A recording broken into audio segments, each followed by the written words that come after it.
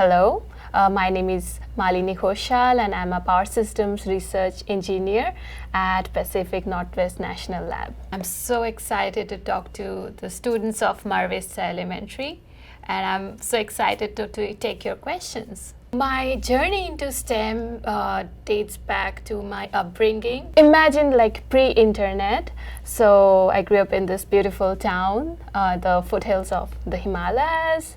My father is a professor of physics and my mom is a science teacher.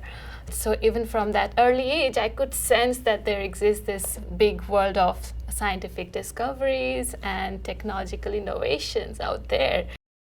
What projects do you work on as a research engineer? Currently, there are like several projects I'm working on and they're super exciting. One of them, for example, like how do you balance the power demand and its generation? And the things are unpredictable, so there might just some cloud come in and there is no solar. So under this uncertainty and under this really intermittent generation resources, how do you know how much generation you're going to have and how much is going to be your demand in the next moment? So that's one of the projects. Some other projects also include like how to electrify transit. So now most our buses are non-electric, but how do you move forward? Like how do you electrify them in phases? Where should you build the chargers? So there are like a bunch of different projects all pertaining to various aspects of the grid. That's what I'm looking into.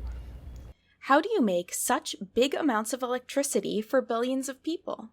How do we make such huge amount of electricity for billions of people? That's again an excellent question, and there are like multiple sources of electricity. So we might have some coal-powered generators, we might have natural gas, then there is some nuclear, wind and solar, they are also coming up.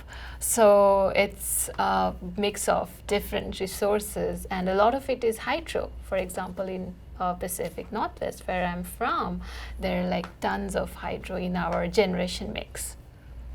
How can electricity travel around the world, and can it run out? How can electricity travel around the world? So the answer is it doesn't travel around the world. It can travel for very far. For example, from Seattle to, for example, somewhere in Idaho, but it cannot travel from Seattle to India. So it can only travel if they're physically connected through transmission lines, transformers, and everything. So our North American power grid, which spans from Canada to almost Mexico, it actually consists of several smaller interconnections. So you can move electricity over long distances for sure, but not from any point A in the world to any point B. Can electricity run out? If things are normal, I think we are good. Our grid is pretty reasonable and pretty reliable, I would say. But if something drastic happens, if there are like tons of hurricanes all over the world at the same time, which is pretty rare and it's probably almost impossible.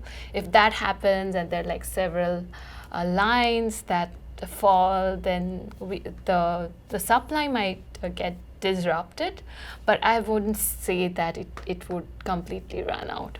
And that's why it's a grid. You connect various points. So if there is a deficiency, if you don't have enough production at one point, there should be a surplus somewhere else. So you can always bring electricity from that part. Let's try building a grid. We are going to build a very simple electric grid in this game board. We would start from generation, like how we generate, and how we supply and charge our phone, for example. Although power grid is very complex, we can still build a very simple grid and we can illustrate it with this game board. All right, let's build a grid. So let's start with generation. So we need a source for energy. How about a hydropower plant? So it's a dam. And then we need some wires to connect the towers and some more wires to finally step it up to high voltage, from medium voltage to high voltage, so that we can transfer it efficiently over hundreds of miles. Then we can have some more wires to connect it, this transmission tower. I'm sure you see these in your road trips. Some more towers, but then we need to step it down when it comes to our neighborhood. So we step down the electricity from high voltage to low voltage, and now we have our individual wires that goes directly to our school to power up an air condition, for example, or an office or a hospital. But this is not the greatest design. You know what? Why? Because if you have, for example, a cyber attack here or anywhere upstream, it basically disrupts the service. You cannot, this is disconnected, this is disconnected, so you won't have a reliable power. So what we need is some extra sources which can still supply when something happens somewhere else. So what about nuclear power plant, for example, here? And this is connected to this power transformer through another tower.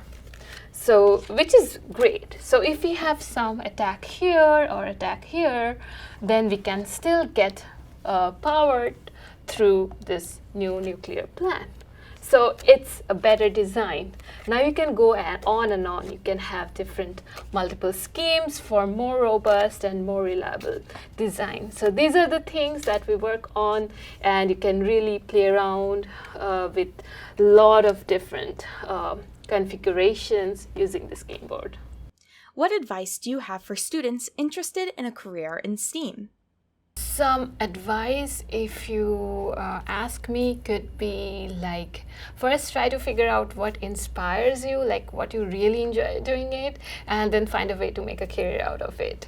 But for sciences, one trick is that you will have to spend some more time in the basics, but when you get those, you'll discover it's fun. For example, you cannot write poetry if you don't know the ABCD. For the ABCDs for science, it might take a while, so just be patient and just don't give up yet. Then it's very rewarding and you're gonna enjoy. Thank you so much to Malini for speaking to us today. If you're interested in learning more, be sure to check out the links in our description or go to the Pacific Science Center website to learn more about what's happening in science. And remember, stay curious.